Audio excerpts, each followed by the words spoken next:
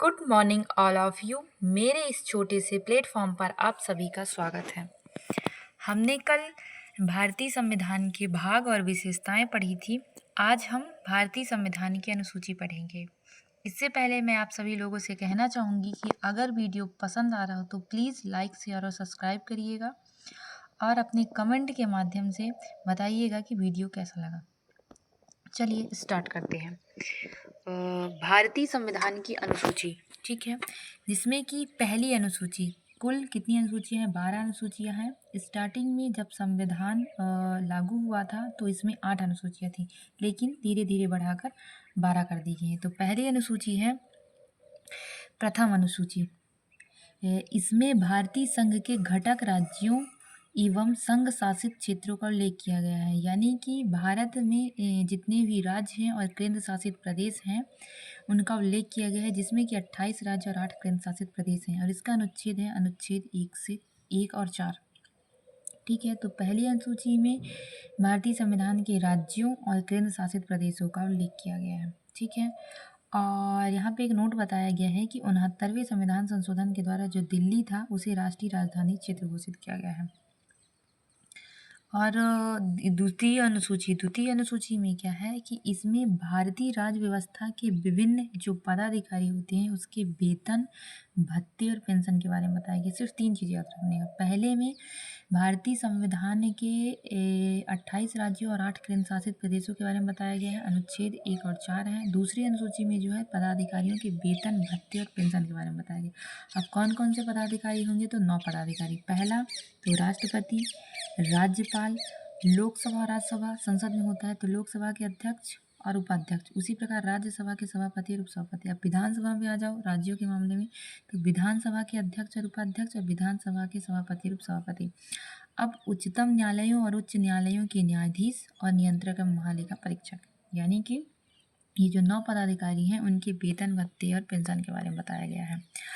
अब अनुसूची 3 है, तो अनुसूची 3 में जो है तो विभिन्न पदाधिकारियों का पद ग्रहण करते समय ली जाने वाली शपथ का उल्लेख है। किसका उल्लेख है? शपथ का उल्लेख है। शपथ कौन लेता है? मंत्री लेता है और उच्चतम उच्च न्यायालयों के न्यायाधीश। ठीक है, तो पहली अनुसूची में याद हो गया ना कि संघ और राज्य क्षेत्रों के बारे में बताया गया है। दूसरी अनुसूची में जो है तो वेतन, भत्ते और पेंशन के बारे में बताया गया है। और तीसरी अनुसूची में जो है तो आपको शपथ ग्रहण के बारे में बताया गया है। ठीक है, याद रखना। इसके अलावा अब चौथी अनुसूची में चलते हैं। तो चौथी अनुसूची में जो है तो इसमें विभिन्न राज्यों और संघीय क्षेत्रों की राज्यसभा में प्रतिनिधित्व का विवरण किया गया है। यानी कि जो हमारे देश में 28 राज्य और 8 केंद्र शासित प्रदेश हैं उनकी राज्यसभा में सीटों के बारे में बताया गया कि उन राज्यों और केंद्र शासित प्रदेशों को राज्यसभा में कितनी सीटें मिलेंगी। और इसका अनुच्छेद है 4 और 80। अनुसूची 5 में जो है तो अनुसूचित क्षेत्रों और अनुसूचित जनजाति के प्रशासन और नियंत्रण के बारे में बताया गया है। यानी कि जो 5वीं अनुसूची है वो ये बोलती है कि जो हमारे ट्राइबल एरियाज हैं उनका प्रशासन कैसे होगा, नियंत्रण कैसे होगा, वो क्षेत्र कौन कौन से हैं उसके बारे में उल्लेख किया गया है। छठी अनुसूची में जो है 4 अनुसूचित क्षेत्र के प्रशासन के बारे में बताया गया है। और ये 4 अनुसूचित क्षेत्र कौन सा है? असम, मेघालय, त्रिपुरा, मिजोरम। सिर्फ आप याद रखो कि असम, मेघालय, त्रिपुरा और मिजोरम के बारे में बताया गया छठी अनुसूची में। इसका अनुच्छेद है 244 और 275। और 5वीं अनुसूची का अनुच्छेद है 244। तो आप इसको याद रख सकते हैं। ATM फिर M। ATM से हो जाएगा असम, त्रिपुरा, मेघालय। और यम का मतलब है मणिपुर नहीं है, यानी कि मिजोरम। ATM में मनी नहीं है, आप ऐसे याद करेंगे तो ए से हो जाएगा असम, टी से हो जाएगा त्रिपुरा और यम से हो जाएगा मेघालय और एक यम से हो जाएगा मनी नहीं है तो मिजोरम। ठीक है, अब 7वीं अनुसूची जो है तो केंद्र और राज्य के बीच शक्ति के बंटवारे के बारे में दिया गया है कि उनका जो पावर होगा वो कैसे बटा होगा। इसके अंतर्गत 3 अनुसूचियाँ आती हैं। कौन कौन सी? संघ सूची, राज्य सूची और समवर्ती सूची, 3 सूची आती है। और इसके बारे में आर्टिकल 246 में है। संघ सूची क्या होता है? तो संघ सूची जो होता है तो उसके जो विषय होते हैं उस पर केवल और केवल केंद्र सरकार ही कानून बना सकता है। ठीक है। और संघ सूची के विषय हैं देश की प्रतिरक्षा, विदेशी मामले, युद्ध और शांति, रेल, डाकतार, बैंकिंग, परमाणु शक्ति। ये सभी याद करना, इससे क्वेश्चन बन जाते हैं कि संघ सूची के विषय कौन से हैं और कौन से नहीं हैं। और जब संविधान लागू हुआ था उस समय संविधान में ये संघ सूची में 97 विषय थे, अभी 100 विषय हो गए हैं, इसको भी आप याद रखिएगा। ठीक है। अब राज्य सूची। राज्य सूची जो है तो राज्य सूची के विषय पर कानून जो है तो राज्य सरकार बना सकता है, लेकिन अगर राज्य सूची के कुछ विषय जो कि राष्ट्रहित से संबंधित होंगे तो केंद्र सरकार भी कानून बना सकता है। अब राज्य सूची के विषय जो हैं तो वो कौन कौन से हैं, जैसे कि शांति और व्यवस्था बनाना राज्य का विषय है, पुलिस हो गया, जेल हो गया, स्थानीय शासन हो गया, कृषि हो गया, जन स्वास्थ्य हो गया, राज्य के अंदर होने वाला व्यापार, न्याय विभाग, ये सब राज्य सूची के विषय हैं। जैसे कि आप सभी को पता होगा कृषि केंद्र तो नहीं देखेगा, राज्य ही देखेगा। तो जब संविधान लागू हुआ था तो इसमें 66 विषय थे, परंतु अब 61 विषय हैं। अब लास्ट एंड आता है समवर्ती सूची। समवर्ती सूची क्या होता है, तो समवर्ती सूची के विषय पर कानून जो होता है तो केंद्र और राज्य दोनों बना सकता है। ठीक है ना, केंद्र और राज्य दोनों बना सकता है, लेकिन अगर कानून के विषय समान है, ठीक है ना, मतलब एक ही विषय पर केंद्र और राज्य दोनों ने कानून बना दिया है तो केंद्र द्वारा बनाया गया कानून ही मान्य होता है। ठीक है ना। और संविधान के लागू होते समय जो है तो समवर्ती सूची में 47 विषय थे, लेकिन वर्तमान में जो है तो 52 विषय हो गए हैं। क्यों? क्योंकि कुछ विषय जो हैं तो राज्य सूची से हटा करके जो है तो समवर्ती सूची में डाल दिए गए हैं। अब समवर्ती सूची के विषय दीवानी और फौजदारी, कानून और प्रक्रिया, विवाह, तलाक, शिक्षा, आर्थिक नियोजन, बिजली, समाचार पत्र, श्रमिक संघ, वन, ये सब जो है तो समवर्ती सूची के विषय हैं। 8वीं अनुसूची। 8वीं अनुसूची में जो है तो भाषाओं का उल्लेख किया गया है। किसका उल्लेख किया गया है? भाषाओं का उल्लेख किया गया है। जब हमारा संविधान लागू हुआ था उस समय इसमें 14 भाषाएं थी। 8वीं अनुसूची में कितनी भाषाएं थी? 14 भाषाएं थी, लेकिन समय समय पर इसमें भाषाएं बढ़ाई गई हैं। तो इस 8वीं अनुसूची में प्रेजेंट टाइम में 22 भाषाओं का उल्लेख किया गया है और शुरुआत में 14 भाषाएं थी। अब ये आगे का जो पोर्शन है बहुत ज़्यादा इम्पोर्टेंट है, आपको एकदम दिमाग में छाप लेना है कि 21वें संविधान संशोधन 1967 के द्वारा सिंधी को जोड़ा गया। ठीक है। और 71वें संविधान संशोधन 1992 के द्वारा कोंकणी, मणिपुरी और नेपाली को जोड़ा गया। और 92वें संविधान संशोधन 2003 के द्वारा मैथिली, संथाली, बोडो, डोगरी को जोड़ा गया। कैसे आप याद रखेंगे?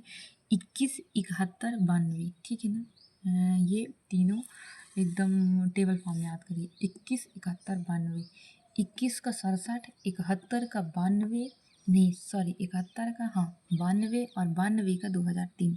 तो 21 के द्वारा सिंधी और 71 के द्वारा कोंकणी, मणिपुरी और नेपाली और 92 के द्वारा जो है मैथिली, संथाली, बोडो, डोगरी को जोड़ा गया। ठीक है। इसका आर्टिकल है 344 और 351। और 9वीं अनुसूची। 9वीं अनुसूची में जो है तो क्या बोला गया है, तो 9वीं अनुसूची में ये बोला गया है कि अगर सरकार संपत्ति का अधिग्रहण करती है तो उसको न्यायालय में चुनौती नहीं दे सकते हैं, और इसको जोड़ा गया था प्रथम संविधान संशोधन 1951 के द्वारा। लेकिन फिर 2007 में जो है तो निर्णय आता है सर्वोच्च न्यायालय का, और इसमें ये बोला गया है कि इन कानूनों को मतलब जो अधिग्रहण करती है उसके लिए हम न्यायालय जा सकते हैं। अब 10वीं अनुसूची। 10वीं अनुसूची में जो है तो दल बदल के बारे में बताया गया है। किससे संबंधित है? दल बदल से संबंधित है। ठीक है। और ये कब जोड़ा गया? तो 52वें संविधान संशोधन 1985 में जोड़ा गया। 52वें संविधान संशोधन 1985 में जोड़ा गया। इसका आर्टिकल है 102 और इसको 102 और 191। देखिए 10वीं अनुसूची जोड़ने की आवश्यकता क्या पड़ी? पहले क्या होता था कि लोग दल बदल लेते थे, इस दल से उस दल, उस दल से इस दल, आया राम गया राम वाले एक ट्रेंड चला आ रहा था। इसे रोकने के लिए कि कभी भी दल ना बदल सकें तो 10वीं अनुसूची को जोड़ा गया। मतलब दल बदल सकते हैं लेकिन आप जब चाहें, जिस समय चाहें उस समय बदल नहीं सकते हैं। इसके लिए कुछ क्राइटेरिया निर्धारित कर दिया गया है, उसको हम आगे पढ़ेंगे। 11वीं अनुसूची। 11वीं और 12वीं अनुसूची मोस्ट इम्पॉर्टेंट है। आपने सुना होगा स्थानीय सरकार। स्थानीय सरकार जैसे कि आपका सरपंच हो गया ये सब स्थानीय सरकार में आ जाते हैं। शहरों में आप नगर पालिका के बारे में सुनते होंगे, नगर निगम के बारे में सुनते होंगे। और आपने ध्यान भी दिया होगा कि सुबह सुबह आप अगर शहर में रहते हैं तो एक गाड़ी वाला आता होगा और कचरा लेके जाता होगा, और गाना भी बना है, गाड़ी वाला आया घर से कचरा निकाल। ये इन सभी जो अनुसूची है, 11वीं अनुसूची और 12वीं मतलब इन्हीं के तहत किया जाता है, 11वीं और 12वीं अनुसूची के तहत। तो 11वीं अनुसूची जो है, तो यह अनुसूची संविधान में 73वां संविधान संशोधन 1993 के द्वारा जोड़ी गई। इसको आप याद रखिएगा, यहीं से क्वेश्चन डायरेक्ट उठते हैं कि 11वीं अनुसूची किस संविधान संशोधन के द्वारा जोड़ी गई, तो 73वें संविधान संशोधन 1993 के द्वारा। इसमें किसके बारे में उल्लेख किया गया है, तो पंचायती राज के बारे में किया गया है। ठीक है, कितने विषय का उल्लेख है, तो 29 विषय का उल्लेख है। कौन सा आर्टिकल है, तो 243 जी है। मतलब हर एक चीज़ से क्वेश्चन उठ रहा है। तो कौन से संविधान संशोधन से 11वीं अनुसूची जोड़ी गई, 73वें संविधान संशोधन से। किसके बारे में उल्लेख है, पंचायती राज के बारे में। कितने विषय हैं, 29 विषय हैं। कौन सा आर्टिकल है, 243 जी है। अब 12वीं अनुसूची ये जो है, तो 74वें संविधान संशोधन 1993 के द्वारा जोड़ी गई। किसके बारे में है, तो शहरी क्षेत्र के स्थानीय स्वशासन के बारे में। कितने विषय प्रदान किए गए हैं, तो 18 विषय प्रदान किए गए हैं। इसका आर्टिकल क्या है, 243 डब्ल्यू है, 243 डब्ल्यू है। ठीक है ना। तो अब हम आपको रिवीजन करा देते हैं एक बार पूरा स्टार्टिंग से लेके, तो आपको याद हो जाएगा। ठीक है, ठीक है।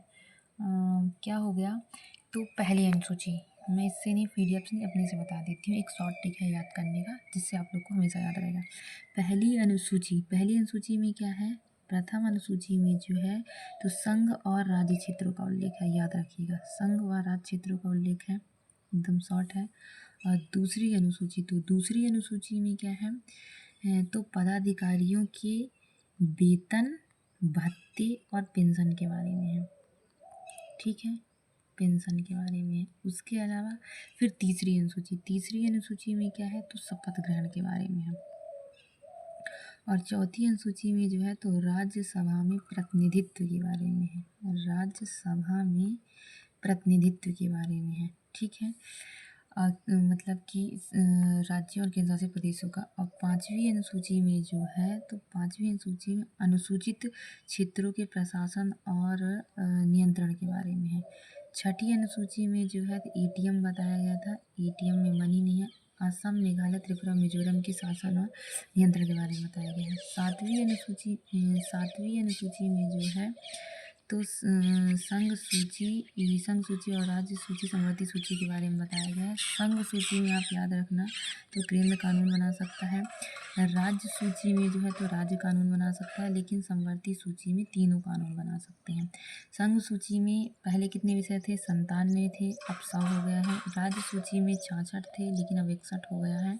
और समवर्ती सूची में 47 था, लेकिन अब 52 हो गया है, याद रखना। उसके अलावा हम 8वीं अनुसूची पे आ जाते हैं।